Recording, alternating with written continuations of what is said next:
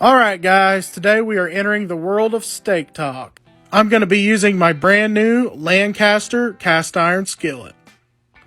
Let's start with a beautiful 7-ounce filet. Start by patting the filet dry on all sides. After the filet is fully dry, we're going to generously coat it with coarse salt and fresh cracked black pepper. I like to roll my filet on the cutting board to get the sides nice and coated as well. Once your filet is fully coated, we're going to allow it to set at room temperature for about 30 minutes. Your seasoned filet should look something like this.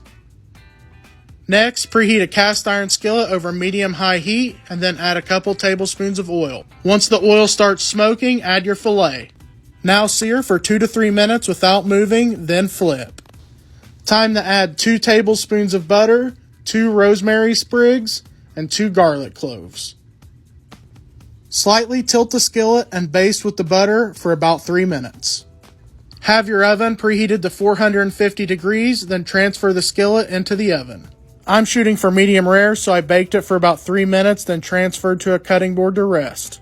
Spoon juices over the top and allow it to rest for about 10 minutes. Slice against the grain and look at that perfect medium rare. This steak melted in my mouth.